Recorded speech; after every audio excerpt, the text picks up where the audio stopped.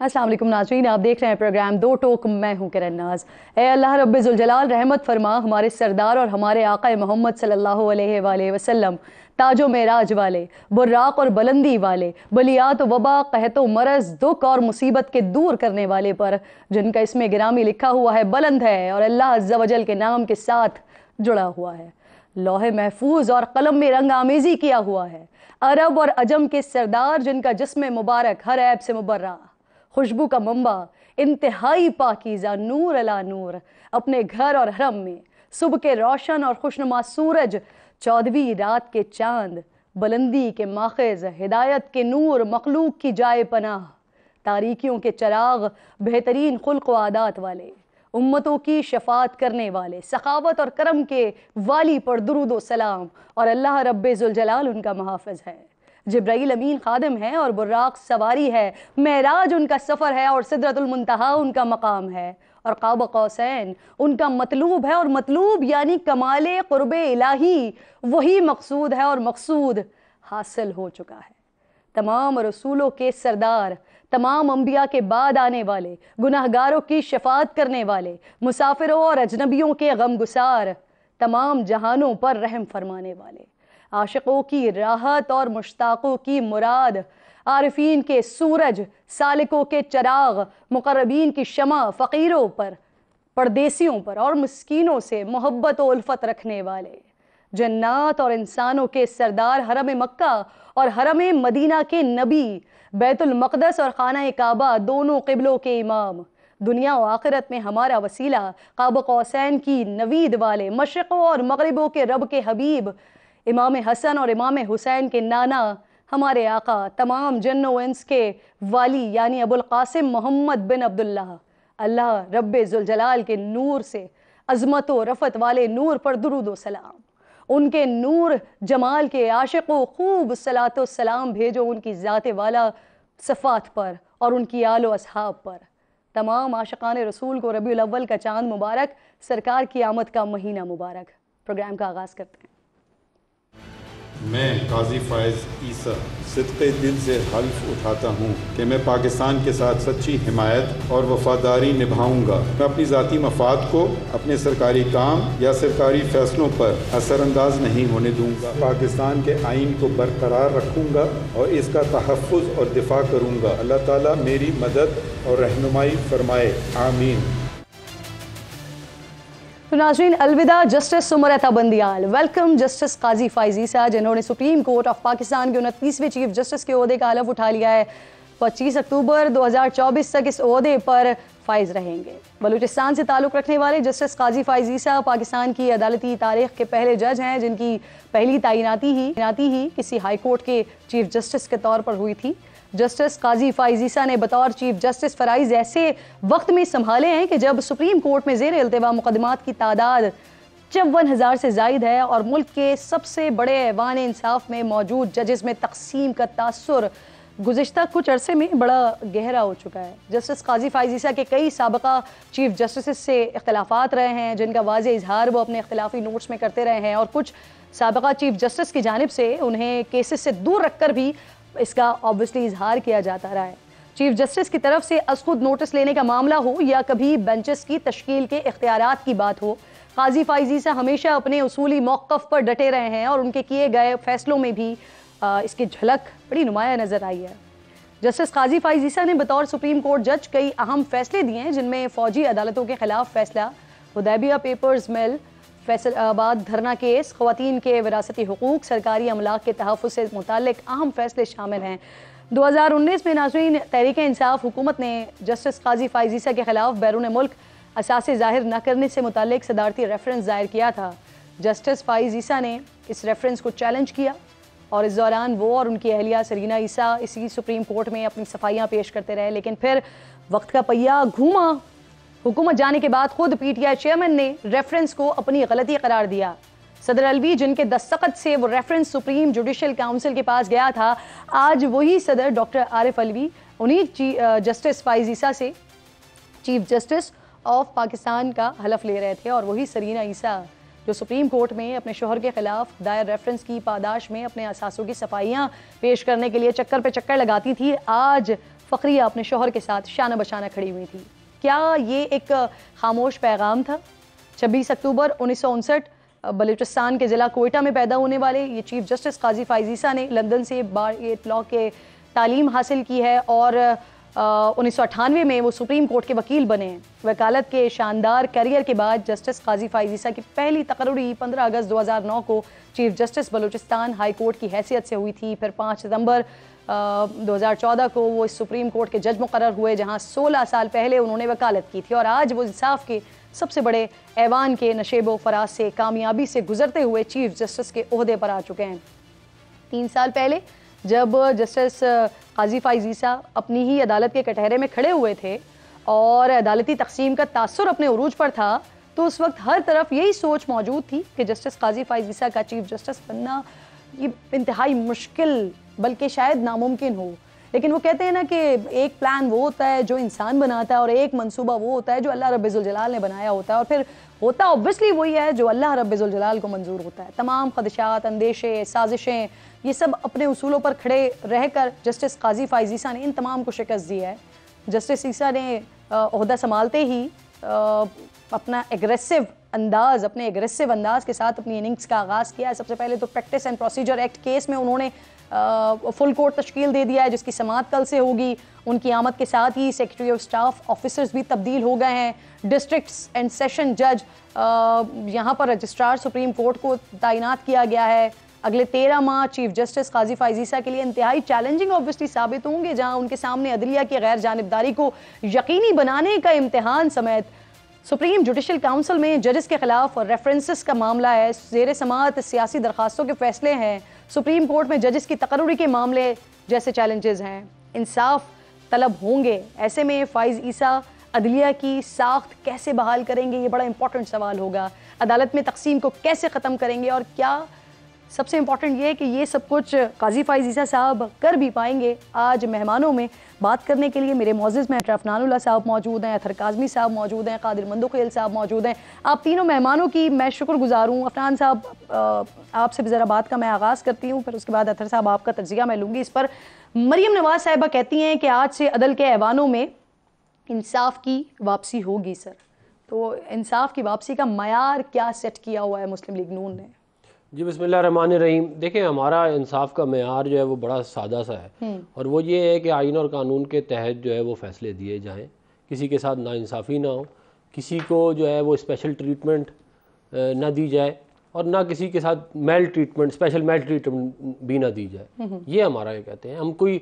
हमारा कोई ज़ाती फ़ायदा नहीं है इसके अंदर। हमने हमेशा अदलिया की तहरीक जब चली उसके अंदर मुस्लिम लीग नून ने सबसे आगे होके हिस्सा डाला, सारी मुश्किलात ली मियाँ नवाज शरीफ साहब के ऊपर।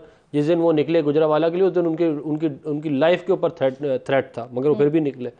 तो हम तो अदलिया की हम चाहते हैं कि आज़ाद अदलिया हो, ऐसी अदलिया ना हो जो 63A वाला फैसला दे, जो RTS बैठे तो चुप करके कुछ ना बोले, जो किसी पार्टी की पॉलिटिकल कैंपेन करे ओपनली, जो वज़ीर आज़मों को डिस्क्वालीफाई करे और फिर जब वो डिस्क्वालिफिकेशन हो जाए तो उसके बाद उनको लाइफ टाइम बैन उनके ऊपर लगाया जाए, और एक फैसला दे तो जिसमें कहे कि पार्टी लीडर का वोट चलेगा, और फिर एक और फैसला दे और सुप्रीम कोर्ट की पिछली जजमेंट को उठा के कचरे के टोकरी में फेंकें और क्या पार्लिमानी लीडर का फैसला चलेगा। बेंच में मौजूद थे जिस फैसले में, उस बेंच में मौजूद थे। मरियम नवाज साहिबा कहती थी कि साबिक चीफ जस्टिस जो गए उनकी मौजूदगी में तो मियां नवाज शरीफ साहब वापस नहीं आएंगे।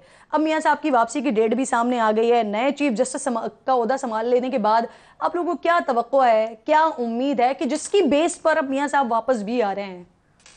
देखिए, हमें पाकिस्तान की आवाम के ऊपर एतमाद है कि वो इंशाल्लाह जो है वो हम, क्योंकि हम हक पे हैं तो वो हमारे साथ हैं, और हम जो है वो इस मुल्क को सर्व करना चाहते हैं। इसी एतमाद की बुनियाद के ऊपर वापस आ रहे हैं, और जो इसके इम्प्लिकेशंस होंगे वापस आने के, कानूनी या जो भी है, अगर जेल भी जाना पड़ता है तो मियां नवाज शरीफ साहब उसके लिए बिल्कुल तैयार है। कोई ऐसा पहले सालों जेल काटी है झूठे मुकदमों में, ऐसे मुकदमों में जिसमें जज ने खुद बोला कि मुझसे फैसला लिया गया, ऐसे मुकदमे में जिसमें 21 साल उनको क्या कहते हैं सजा हुई, तायाद नाअहली मुशर्रफ के दौर में जब हुई थी, वो भी वो भी जेलें काटी। तो जेलें हमारे लिए कोई मसला नहीं है, हमारी क़यादत ने जेलें बड़ी बहादुरी से काटी हैं, हम पहले भी काटते रहे हैं और अगर आइंदा जरूरत पड़ेगी पिछले दौर में भी आ सकते थे ना, पिछले चीफ जस्टिस के दौर में भी आ सकते थे। इस बात को बढ़ाती हूं मैं आगे, देखिए सियासी मुझे स्ट्रेटजी इजाजत में देना सोच अतर समझ साहब का मैं जरा पॉइंट ऑफ व्यू इसमें शामिल करूं। अतर साहब, ये जस्टिस काजी फाइज ईसा साहब, इन्होंने अपने वक्त में बड़ी मुश्किलात काटी हैं, हमने देखा है, विटनेस किया है उनको कि एक वो वक्त जब उनके ऊपर वो सदारती रेफरेंस आया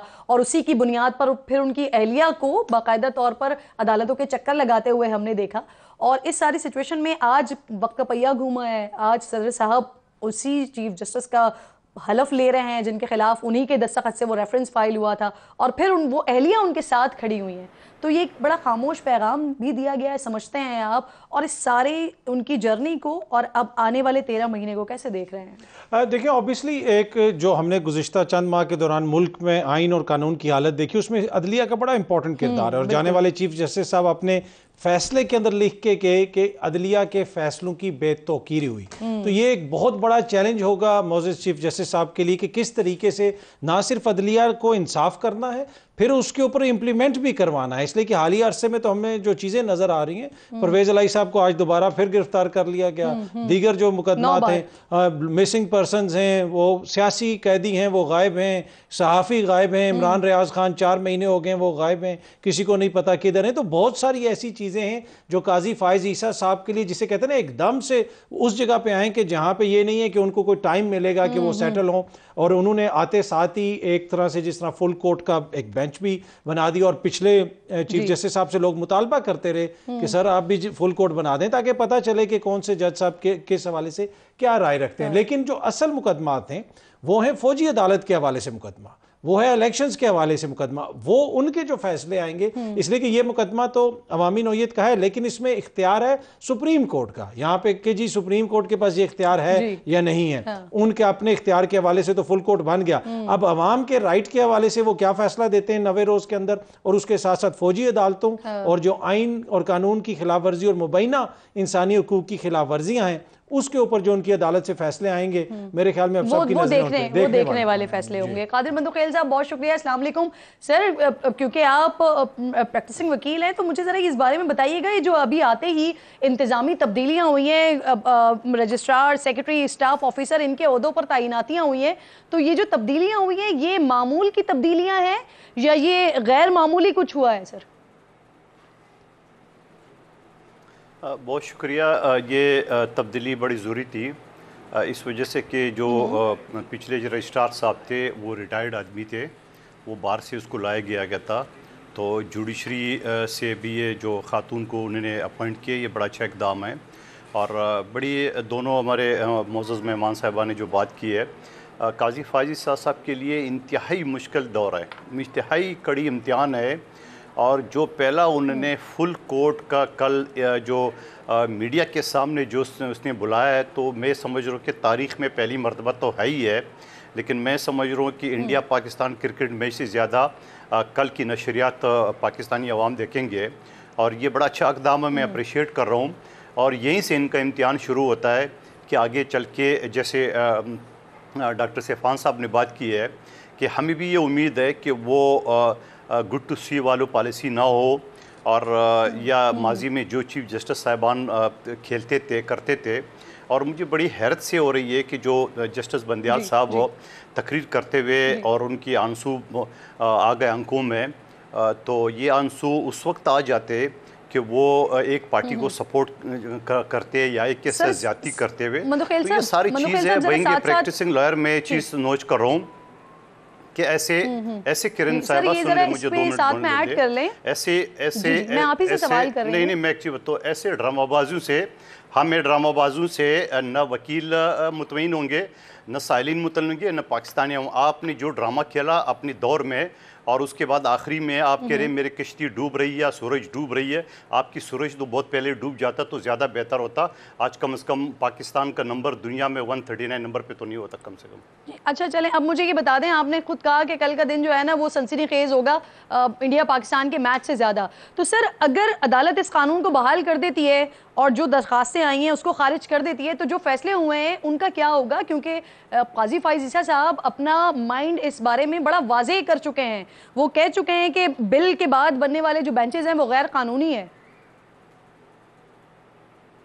देखिए, काजी फाइज ईसा साहब का जो इख्तियार है एज ए एडमिनिस्ट्रेटिव जज, तो वो है चीफ जस्टिस, मगर बाकी 15 जजेस के बराबर उनके इख्तियारात है।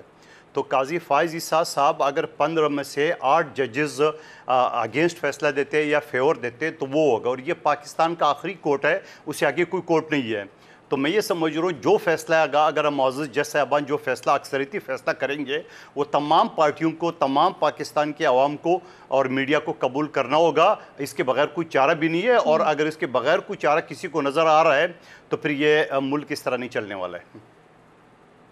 जी, जब अतर इससे पहले कि मैं आपसे ज़रा ये कल क्या होने वाला है इस पर बात करूँ ना, मैं चाह रही हूँ कि जो मैंने आपसे आगाज़ में सवाल किया था उस पर अफनान साहब की भी राय ले लूँ। अफनान साहब की जो अहलिया को अपने पहलू में लिया है उन्होंने उस दौरान के जब वो हलफ ले रहे हैं, तो इस पर तारीफ़ भी हो रही है, तनकीद भी हो रही है। बहुत सारे लोग कह रहे हैं कि बड़ा अच्छा एक मैसेज दिया गया है, विमेन एम्पावरमेंट की भी बात हो रही है, और साथ साथ बहुत सारे लोग मुख्तलिफ जाविये से देखते हुए इसको तनकीद कर रहे हैं। मुस्लिम लीग नून कैसे देख रही है, आप कैसे देख रहे हैं इसको? देखिए, हमने जो है वो फर्स्ट हैंड एक्सपीरियंस किया हुआ है, ये जो परसिक्यूशन होती है ना स्टेट की तरफ से, और उसके अंदर जो है वो ज़ाहिर है वो इंसान तो सफ़र करता है जिसके साथ परसिक्यूशन होती है, मगर उसकी फैमिली भी बहुत ज़्यादा सफ़र करती है।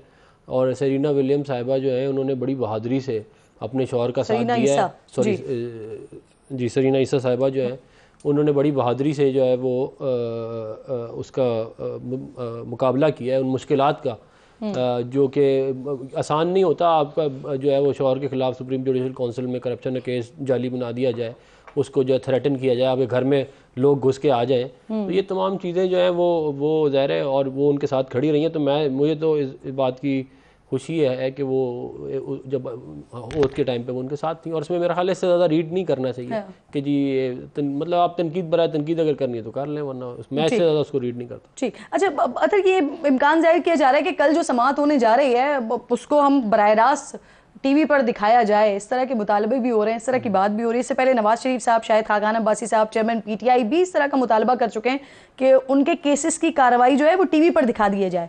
तो अगर ये हो जाता है ऐसा, तो आप क्या समझते हैं कि ट्रायल में शफाफियत आ सकेगी, या जो इल्ज़ाम तराशियाँ हो रही हैं वो बंद होंगी, या फिर इससे एक और नया दरवाज़ा कोई खुल जाएगा? क्या होगा? अब आई थिंक ये ओपन जस्टिस का जो प्रिंसिपल है ना, वो ये है कि सिर्फ इंसाफ ना हो, इंसाफ होता हुआ भी नजर आए, और ये एक बड़ा प्रिंसिपल है जस्टिस का। तो मेरे ख्याल में अगर मुकदमा चलेगा, कौम देखेगी कि किस तरह किसने क्या आर्गूमेंट दिए, किसने क्या वहां पे अपना मौकिफ रखा, तो ये तो चीज़ बड़ी अच्छी है।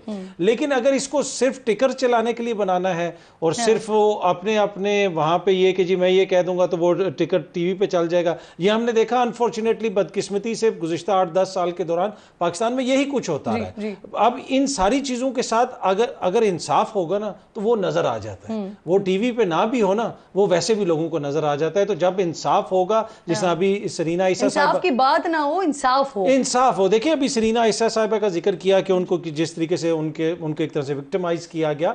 देखिए, अब उनके ऊपर भी ये है कि इस वक्त क्या पाकिस्तान की जो बाकी सारी ख्वातीन हैं उनके भी जो हकूक है उनको भी प्रोटेक्ट करना है। ठीक है, यहाँ पे आधी आबादी का हिस्सा तो ऐसे ख्वातीन जिनको घर वाले जायदाद में हिस्सा नहीं देते। देखिए, ये बड़ा इंपॉर्टेंट है ये सारी चीजें, और उसके साथ साथ जो पॉलिटिकल वर्कर्स के साथ हो रहा है, खदीजा शाह के साथ हो रहा है, दीगर लोग ख्वातीन के साथ हो रहा है, उनकी जमानतें नहीं हो रही। तो आप असल में इशू ये है कि पाकिस्तान में हर कोई अपना अपना मैसेज लेता है। हो सकता है आधे लोगों ने ये मैसेज लिया हो कि उन्होंने किसी और को पैगाम दिया कि तुमने मेरे साथ ये किया था और देखो आज मैं और मेरी बीवी यहाँ पे। कुछ लोग ये पैगाम ले रहे हैं कि हो सकता है वो पैगाम दे रहे हो कि अब पाकिस्तान की किसी माँ, बेटी, बहन के साथ नाइंसाफी नहीं होगी, अब हम आ गए और अब किसी के साथ नाइंसाफी हम नहीं करने देंगे। तो हम तो यही पॉजिटिव पैगाम ले रहे हैं कि चाहे जिसके साथ भी हो, इंसाफ हो। सही। अब काजी साहब ये फरमाइएगा सर कि जूनियर जजेस की एलिवेशन पर भी बड़े एतराज़ात उठे थे। जस्टिस फाइज ईसा का जजेस की तैनाती में सीनियरिटी को नज़रअंदाज करने के हवाले से मौक़िफ़ भी ऑब्वियसली ऑन रिकॉर्ड है। तो क्या आप समझते हैं कि इन फैसलों को भी रिवर्स कर सकते हैं? आईन व कानून क्या कहता है इस सिलसिले में सीनियरिटी के हवाले से? देखिए, मेरे ख्याल में हमें उम्मीद पे दुनिया कायम है। हमें काजी फ़ाइज़ ईसा साहब से उम्मीद रखना चाहिए, क्योंकि पहले दिन जो पूरा पाकिस्तान का बड़ी पॉलिटिकल पार्टीज़ का ये मुतालबा था कि ओपन मीडिया के सामने जो है ना ट्रायल होना चाहिए। देखिए, बैसियत वकील में आपको बताऊं कि कोई भी क्लाइंट, कोई भी शख्स किसी अदालत में नहीं बैठ सकता है जहां अगर जिसका मुकदमा वही बैठ सकता है। और यहाँ कल पूरा पाकिस्तान 24-25 करोड़ आवाम देखेंगे, अगर टीवी देखेंगे तो मैं कहता हूँ एक अच्छी रवायत है और जिससे पता भी चल जाता कि क्या है। लेकिन जो सवालात आपके जहन में या मेरे जहन में है, काजी फ़ाइज़ ईसा साहब तो खुद साइड लाइन कर दिया उसको साबिक चीफ जस्टिस ने, तो यकीनन उस सारी तजर्बात को देख के मौजूदा चीफ जस्टिस उसी तरह नहीं करेंगे जो साबिक चीफ जस्टिस ने किया। तो यकीनन पूरी दुनिया में एक रिवाज है। और फिर हाल ही में जो असम्बली में जो अमेंडमेंट पास हुआ था उस हवाले से कि ये कि 3 जजेस जो है ना वो सो मोटो जो मोस्ट सीनियर है वो ले सकते हैं।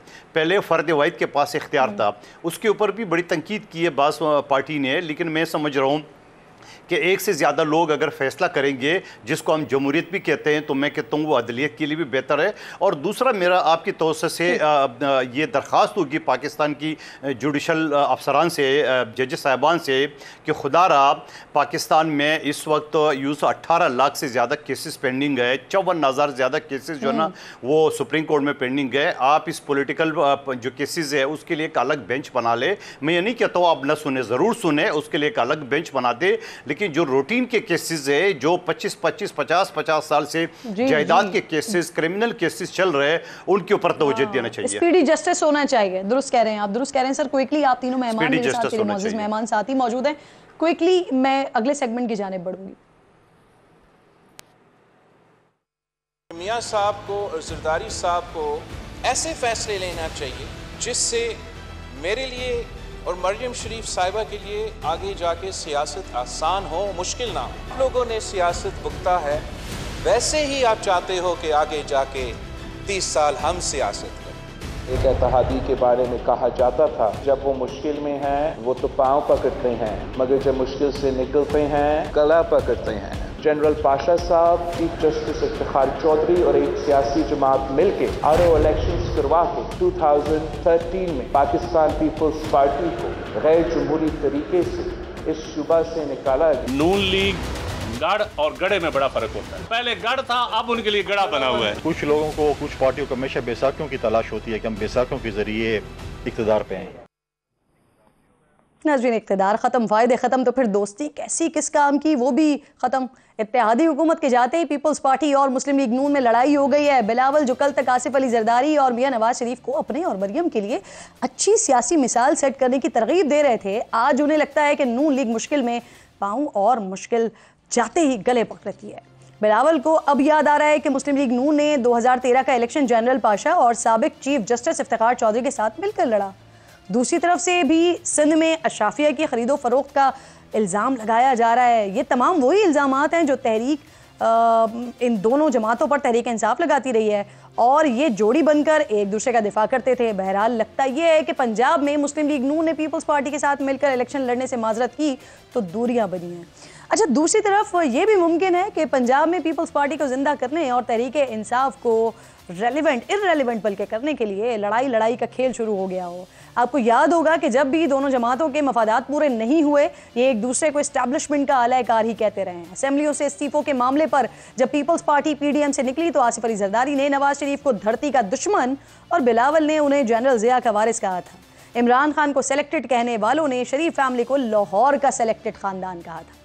जबकि मरियम नवाज भी चेयरमैन सेनेट के इलेक्शन में पीपल्स पार्टी की तरफ से सादिक सजरानी की खामोश हिमायत को साज़बाज़ का नतीजा करार दे चुकी हैं। सेनेट में अपना ऑपोजिशन लीडर लाने पर भी लीगी क़यादत ने पीपल्स पार्टी पर धोखाधड़ी का इल्ज़ाम आयद किया है। इस्टेब्लिशमेंट से कुर्बत का इल्ज़ाम लगा, यहाँ तक कि मरियम ने बिलावल को सेलेक्टेड का मुतबादिल तक करार दे दिया था। सिलेक्टेड तैयार हो रहा है, तो ये आपका इशारा किसकी तरफ था?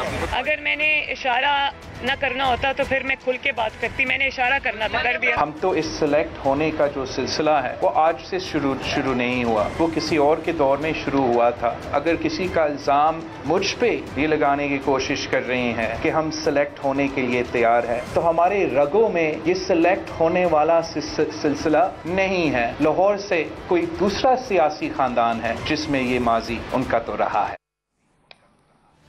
तो गोया दोनों जमातों के दरमियान दहाइयों से जारी कभी खुशी कभी गम वाली कैफियत आज भी बरकरार है। इक़्तिदार में हम प्याला हम नवाला आज इलेक्शन के लिए एक बार फिर दस्तों गरेबा हैं। अफसोस है कि नई नस्ल ने नए दौर में भी नया तर्ज सियासत नहीं सीखा। नौजवान सियासी क़यादत भी माजी की लेगेसी को ही आगे बढ़ा रही है। हम इस डिबेट को आगे बढ़ाते हैं, एक छोटा सा ब्रेक लीजिए, उसके बाद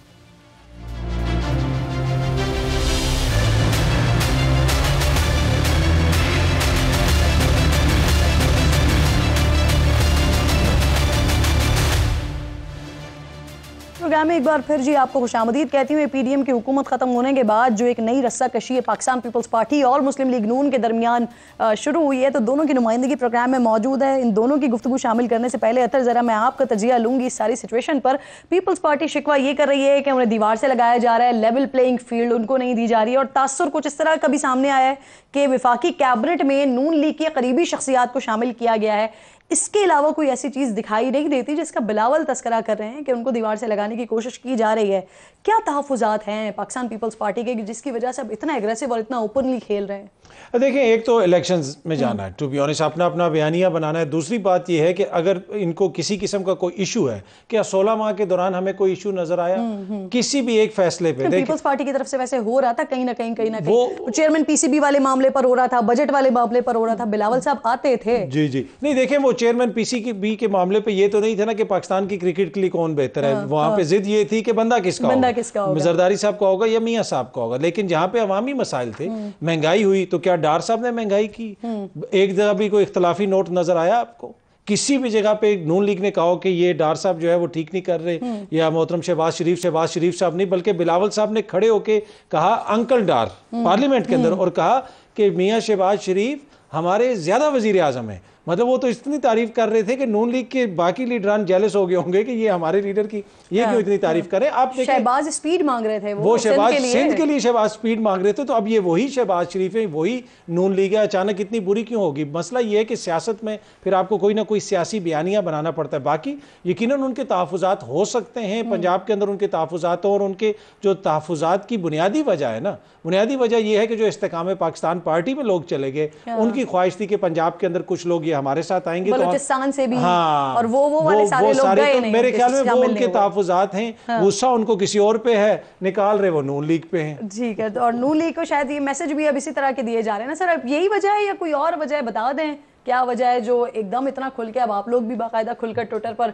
बयानबाजी भी हो रही है, जवाब भी हो रहे हैं? देखिए, बात यह है कि पूरी दुनिया में जो पॉलिटिकल पार्टीज होती हैं उनके अपने अपने मंशूर होते हैं, अपने एजेंडा होता है, अपनी हिस्ट्री होती है, वो उसके हिसाब से चलते हैं। इलेक्शन से पहले तलखियाँ हर जगह बढ़ जाती हैं, चाहे आप अमेरिकन सिस्टम ले लें या बरतानिया के जो भी ले लें आप। ये इलेक्शन स्टंट कर रहे हैं आप लोग? मेरी गुजारिश सुन लें। देखिए, इलेक्शन से पहले इसलिए बढ़ जाती है क्योंकि आपने इलेक्शन में जाके कैंपेन करनी है ना। आपके सैकड़ों लोग खड़े हुए हैं, आपने अपना बयानिया देना है, अपना मंशूर प्रेजेंट करना है, आप तो उसके अंदर लेकिन इम्पॉर्टेंट बात यह है कि हमने चार्टर ऑफ डेमोक्रेसी साथ किया। इम्पॉर्टेंट बात यह है कि हमने 18वीं तरमीम साथ की। इम्पॉर्टेंट बात यह है कि हमने जो है वो हाइब्रिड निज़ाम जो इस मुल्क में मुसल्लत किया गया था उसको डिसलॉज किया। ये चीज़ें ज़्यादा अहम है। हमारे इख्तलाफात अपनी जगह और वो बढ़ेंगे। मुझे ना वो जुमले याद है, बिलावल साहब और मरियम साहिबा एक साथ मौजूद थे और गालिबन वो नोडेरो वाले स्टेज शेयर हो रहा था जब मरियम साहिबा ने और बिलावल साहब ने बात की थी कि हम एक दूसरे के खिलाफ इलेक्शन लड़ेंगे लेकिन हम जातियात पर नहीं जाएंगे। और जैसे ही हुकूमत खत्म हुई अब तो इतनी ज्यादा जातियात हो गई है कि आपके पास क्या है, जो था वो मर गया है। इसके अलावा जी ज़ियाउल हक के बाक़ियात, तो दीगर चीज़ें, इफ्तिखार चौधरी, जनरल पाशा ने इलेक्शन में हेल्प की, इस तरह के बाक़ियात और इल्ज़ामात लग रहे हैं। सर ये फिर क्या है? देखिए, बात ये है कि मैंने जैसे पहले आपको कहा कि हर किसी की अपनी हिस्ट्री है और हर किसी का अपना मंशूर है, वो उसके हिसाब से चलेगा ना। वो ये एक लेफ्ट की पार्टी एक राइट की पार्टी एक जैसी तो नहीं। तो वो जो गले पकड़ना और पाँव पकड़ने वाली बात ना करने की आप लोग बात कर रहे थे, फिर उसका क्या असर? गले और पाँव तो हमने नहीं पकड़े ना। ये तो मतलब आप कह रहे हैं ना, एक दूसरे को कह तो एक दूसरे से हमारे, मैं कह रहा हूँ आपको आगे और शायद तलखी ज़्यादा भी बढ़ जाए, लेकिन बात ये नहीं है। बात ये हर जगह इसी तरह ही होता है निज़ाम कि इसी तरह के इख्तलाफात होते हैं, अपनी अपनी इलेक्शन कैंपेन चलाई जाती हैं। आप देखें वो ओबामा ने क्लिंटन बिल हिलरी क्लिंटन के खिलाफ जो है पूरी डेमोक्रेटिक जो पार्टी इलेक्शन होता है उसमें एक दूसरे के खिलाफ कैंपेन करते रहे। जब ओबामा सदर बन गया तो सेक्रेटरी ऑफ स्टेट उसने हिलरी क्लिंटन को लगा लिया। मैं बताना ये चाह रहा हूँ कि दुनिया में ये बात अच्छी समझी आती है कि आप अक्रॉस पार्टी लाइन जाके काम करें, वरना charter of democracy charter of democracy इसी तरह ही हुआ है। अगर आपने चार्टर ऑफ इकोनॉमी करना है तो भी आपको अक्रॉस पार्टी लाइन जाके काम करना है। यानी कादिर साहब ये कोई उसूली इख्तलाफ नहीं है पाकिस्तान पीपल्स पार्टी और पाकिस्तान मुस्लिम लीग नून का, ये इलेक्शन कैंपेन हो रही है सर, ये इलेक्शन स्टंट हो रहा है। नहीं, मैं माजरत चाह रहा हूँ, मैं इसे इख्तलाफ करता हूँ। और दूसरी बात, अतर साहब ने जो बात की है कि हमने 16 माह हुकूमत साथ चलाया, हमने कुछ नहीं बोला। अतर साहब बहुत सारे हमारे मेम्बरान ने कौमी असम्बली में बहुत सारी चीज़ों की मुखालफत की है और इवन के जो ये नए ऑर्डिनेंस था इसके ऊपर मुखालफत की है। और फिर चेयरमैन बिलावल भुट्टो जरदारी साहब ने स्पीच की है, वो भी आप सब ने सुनना कि चूँकि हमारे इत्यादी है इस वजह से हम इसको ओके कर रहे, अदरवाइज़ ज़रूरत नहीं थी। ये भी रिकॉर्ड का हिस्सा है।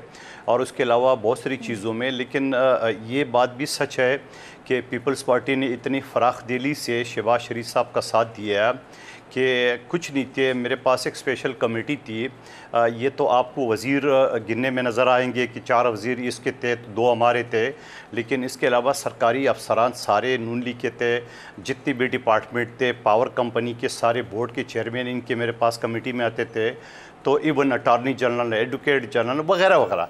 तो पीपल्स पार्टी ने बड़ी फ़राख दिली से नून लीग का साथ दिया है। और आपने जरदारी साहब की और मरियम नवाज साहिबा के साथ तो उसको बेटी कह के पुकारना और ये सारी चीज़ें आपके सामने है।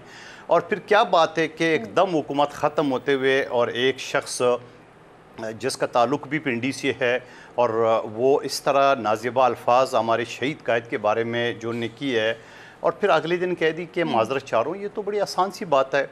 हम भी ऐसा सख्त बात कर ले, फिर अगले दिन माजरत कर लेंगे, फिर आप कबूल करेंगे। तो ये सारी चीज़ें नहीं होनी चाहिए बदकिस्मती से। और मैं ये समझ रहा हूँ कि जिस तरह पीपल्स पार्टी फ़राख दिली से चली है नून लीग के साथ, उस तरह रिस्पांस हमें नहीं मिला। और रिस्पांस तो दूर की बात है, हमारे ये शहीद कायदीन के ऊपर अटैक की है और ये सारी चीज़ें वक्त है। लेकिन ठीक है, इलेक्शन आ रहा है। और फिर जो बिलावल साहब ने जो बात की है वो भी बिल्कुल सच बात की है। माफी सर, ये दोनों चीज़ें बहुत बात की बात हुई ना सर, ये कल और आज का सारा मामला है। लेकिन ये जो आप लोगों की तरफ से आगाज़ हो गया, ये तो बहुत पहले से हो गया, ये हुकूमत जाते ही इसका आगाज़ हो गया था सर। नहीं, इस तरह इस लेवल पर नहीं हुआ था जिस तरह वैसे हनीफ अब्बासी साहब की ज़बान चली है। और फिर उसके अलावा दूसरी बातें मैं ये भी आपको बताता चलूँ कि जैसा पीटीआई टूट रही थी तो सारे लोग धड़ाधड़ पीपल्स पार्टी में शमूलियत कर रहे थे। आपको याद है पंजाब में तो ये तहरीक ये जो इस्तेकाम पार्टी बनाई है, तो मैंने उस वक्त भी अपने साथियों को कहा कि ये नून लीग ने हमारे ख़िलाफ़ बनाई है, क्योंकि हमारा रास्ता रोकने के लिए जहाँ पीपल्स पार्टी की तरफ आ रहे थे तो वो सारे के सारे दूसरी पार्टी में एक अलग पार्टी बना के उसको रोक। फिर ये भी बयान दिए, आपको आता तारड़ साहब का बयान भी याद होगा, तो उन्होंने कहा हमारा इंतखाबी इनके साथ इत्याद होगा। और फिर वो उनके चौहान साहब ने जो 2-4 दिन पहले जो गुफ्तगू की वो भी आप सबके सामने। तो सवाल ये तो फिर आप कैसे कह रहे हैं कि मुश्किल वक्त में जो है वो पाँव पकड़ते हैं और फिर बाद में गले पकड़ लेते हैं सर? देखिए मैं अपनी चेयरमैन के एक एक लफ्ज़ के साथ हूँ, जो उसने कहा दुरुस्त कहा है, बिल्कुल बेहतरीन बात की है। मैं किसी चीज़ पे उसने डिनाई करूँगा और ना करूँगा, बिल्कुल बेहतरीन बात की है। ये चेयरमैन साहब पहले भी ये बातें करते थे और आज भी उन्होंने की है। और ये प्रैक्टिकली मैं समझ रहा हूँ, ये प्रैक्टिकली मैं समझ रहा हूँ कि देखिए मैं एक चीज़ बताऊँ, अब मैं उस तफसील में नहीं जाना चाह रहा हूँ। आप भी समझ रहे हैं कि क्या बात की उन्होंने चेयरमैन साहब ने, और हम भी समझ रहे हैं और सुनने वाले भी समझ रहे हैं। लेकिन मैं समझ रहा हूँ कि डॉक्टर अफनान साहब बैठे हुए ये बड़ा सॉफ्ट गुफ्तगू करने वाला है। मैं नहीं चाहता हूँ कि तलखी वाली गुफ्तगू करूँ, क्योंकि जिस तरह रिस्पॉन्स मिलेगा उसी तरह हम भी जवाब देंगे। लेकिन चूँकि अच्छा आदमी है, ये उसके दायरे में अखलाकिया के दायरे में बात कर रहे हैं, तो उस वजह से मैं भी आगे नहीं बढ़ रहा हूँ। और मैं उम्मीद करता हूँ नवाज शरीफ साहब से, शहबाज शरीफ साहब से, कि वो अपने लोगों को नेक्स्ट टाइम इस तरह हमारे शहीद कायदीन के बारे में जब आप उनको ये कह रहे हैं कि आप मुश्किल वक्त में जो है वो पाँव पकड़ते हैं और फिर आप गले पकड़ लेते हैं, फिर आप कैसे उनसे उम्मीद कर रहे हैं? और सर मैं तो नहीं समझ रही आप किसकी तरफ इशारा करें, मुझे समझा दें। अफनान साहब को यकीनन समझ आ रही होगी, अतर साहब को भी समझ आ रही होगी, मुझे नहीं आ रही। मैं तो किरण साहबा मैं तो सिर्फ उम्मीद रख सकता हूँ, और अगर उम्मीद से नहीं हुआ तो वो पश्तों में कहते हैं ये गज़ और ये मैदान पर आ जाए, इंतखाबी ये हल्का है, हम भी जाले हैं, हमने भी जेले कोड़े पानसियाँ ये सारी चीज़ें शहादतें हमने देखी है, तो मैदान हमारे लिए की, हमने यहाँ कराची में भी मुकाबला की है और दूसरी जगह पे भी हम करना है, हमें पंजाब में भी लड़ाई आती है, हमें अच्छी तरह समझ भी आता है कि हमने किस तरह पॉलिटिक्स करना है, लेकिन फिर भी हम उम्मीद करते हैं कि आइंदा ऐसे गुफ्तगू ना हो। जरदारी साहब दूसरे दिन खुद मौजूद नहीं थे, लेकिन उनको एक टास्क जरूर दे दिया गया कि वो मामलात को सेटल डाउन करें, तो उनको किससे मामलात बेहतर करने का टास्क दिया गया है और उसमें कुछ बेहतरी हुई है? देखिए मैं आपको फिर मैंने पहली बात कर ली है, आपने ज़्यादा गौर नहीं किया। मैंने कहा जरदारी साहब ने मरियम बीबी को अपनी बेटी बनाए, बेटी करके वो मुखातिब करते थे, तो इससे बढ़ के और क्या हो सकता है? जैसे आसपा है, जैसे बख्तावर, मुझे बताएं ना कि मामलात किससे बेहतर करने हैं जरदारी साहब ने? देखिए मैं बेहतर करने के तो हम यही चीज़ कर रहे थे कि जिस तरह हमारा रवैया है नून लीग के साथ, उस तरह उनका भी हमारे साथ होना चाहिए। और ये जो इस्तेकाम पार्टी बनाई, इसमें ज़्यादातर तो इनका है, मुस्लिम लीग नून का है, ये तो सबको पता है, दुनिया को पता है। बात ये होता है ना पीपल्स पार्टी का रास्ता रोकने के लिए, बलूचिस्तान में जितने लोग पीपल्स पार्टी में शमूलियत कर लिए, फिर किस की तरफ जो ये नून लीग की तरफ ये सारे चलना शुरू हो गए। आवाम हमारे देखे मैं इसी वजह से कह रहा, अगर आवाम हमारे साथ नहीं है तो हम इलेक्शन का क्यों मुतालबा कर रहे हैं? हम आज भी मुतालबा कर रहे हैं कि 6 नवंबर लास्ट डेट है, 90 डेज का, इससे पहले इलेक्शन हो जाए। और दूसरी पार्टी अगर उनसे भाग रही है तो फिर आप खुद अंदाजा कर ले हम नहीं भाग रहे हैं। पार्टी का रास्ता कैसे रोका जा रहा है? देखिए मैंने आपको 2-3 मिसालें दी है, आप मुझसे पता नहीं और क्या उगलवाना चाह रहे हैं। मैं तो आपको क्लियर कट बता दी कि जिस तरह पंजाब में पीटीआई टूटने के बाद पीपल्स पार्टी में शमूलियत अख्तियार कर रहे थे, वो रास्ता किसने रोका? वो तहरीक इस्तेकाम पार्टी के जरिए पीपल्स पार्टी को रोका।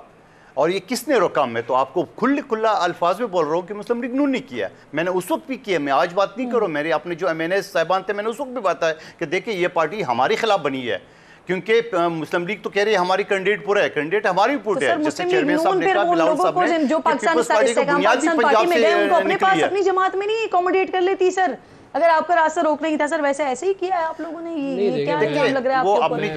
अपनी जमात, जी सर अपनी जमात में का मौका दें, अपनी जमात में मंदोखेल साहब। अच्छा मंदोखेल साहब मौका दें जी। देखिए मैं ये समझता हूँ कि इस काम पाकिस्तान पार्टी को बनाने में हमारा कोई हाथ नहीं है। अगर हमने उनको बनाना ही होता तो हमारे लिए ज़्यादा सूट ये करता था कि हम उनको अपने अपनी पार्टी में जम कर लेते, जब वो अपने खिलाफ इलेक्शन लड़ेंगे, जब वो हमारे खिलाफ इलेक्शन लड़ेंगे। हाँ। तो ये बात मेरा नहीं ख्याल है, कहते हैं कि ये सियासी तौर पे जो है वो दुरुस्त है। मगर मैं ये बात ज़रूर कहूँगा, क्योंकि अभी ज़रा इन्होंने वाली बात की है तो मुझे इसका ये ज़रूर हुआ है कि हमारे लोगों के खिलाफ सिंध में 500 FIR कटी हैं और वो लोग फिर छोड़ के चले गए। अगर आप कहेंगे तो मैं नाम भी ले लूँगा कि जी हम कहाँ क्या करें। हमारे सीधा नाम बता दें।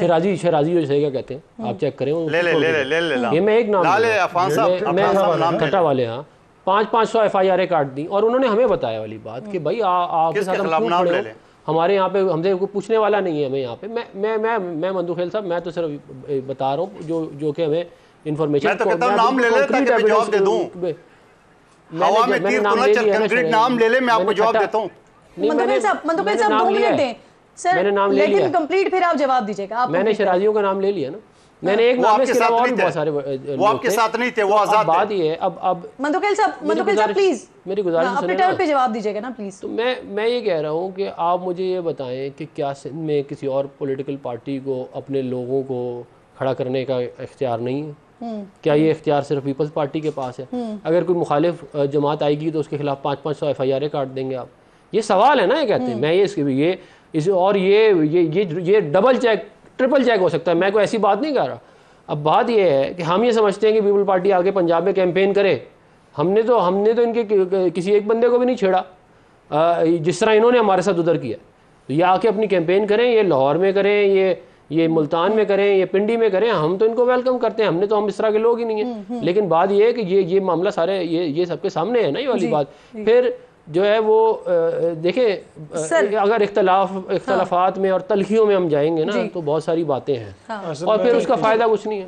ठीक, अब अगर मुझे एक सवाल मैं ले लूं, फिर मैं आपकी तरफ आती हूं। सर, ये जो आप इल्जाम लगा रहे हैं कि पाकिस्तान मुस्लिम लीग नून ने आपका रास्ता रोकने के लिए यहाँ इस्तेकाम पाकिस्तान पार्टी बना दी, तो क्या फिर इस्तेकाम पाकिस्तान पार्टी ने ये सिंध में आपके खिलाफ इत्तेहाद बनवा दिया है? सर, ये MQM और JUI का, GDA का, मुस्लिम लीग नून का ये जो इत्तेहाद आपके खिलाफ बन रहा है, तो ये पार्टियां सब मिलके सिर्फ पाकिस्तान पीपल्स पार्टी के पीछे पड़ गई है? सर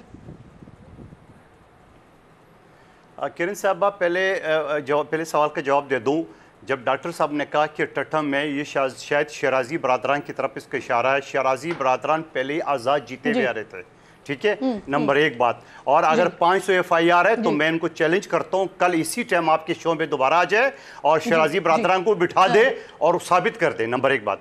दूसरी बात ये कि जो ये सिंध में एहतियात की बात करे, अभी ज़्यादा दूर न जाए। अभी 2 साल पहले पूरे PDM का मिफ्ता इस्माइल को मैंने हरा है।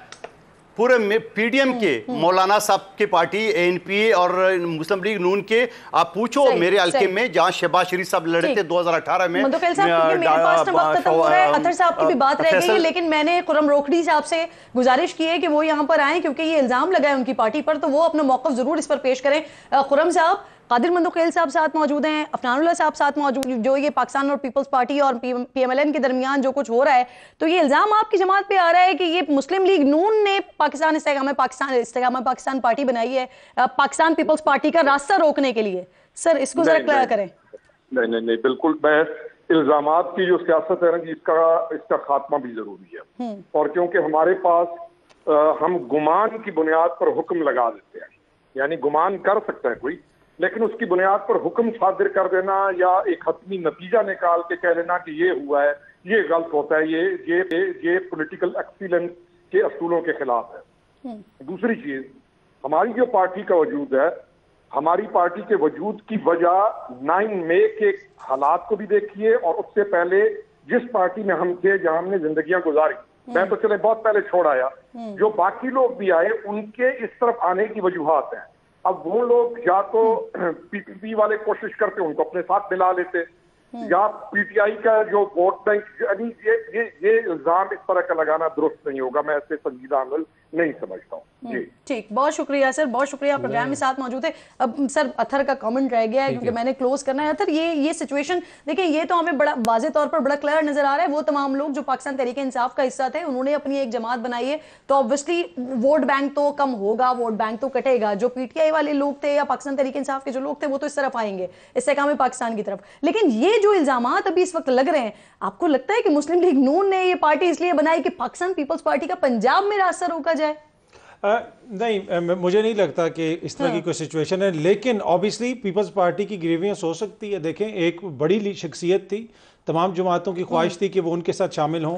राजा रियाज साहब, वो जाके लंदन में नून लीग में शामिल हो गए, और राजा रियाज साहब की जो है माजी में पीपल्स पार्टी का हिस्सा भी रहे। तो पीपल्स इस लड़ाई पे जरूर वही ना, पीपल्स पार्टी की ग्रीवियंस रहती है। पर ये मसला यहाँ पे ये है सिर्फ कि पीपल्स पार्टी को पता है कि अगर कुछ शख्सियात हमारे साथ शामिल होते तो शायद कुछ इलेक्टेबल्स आ जाते, तो हम पंजाब में बेहतर कारकर्दगी का मुजाहरा कर लेते।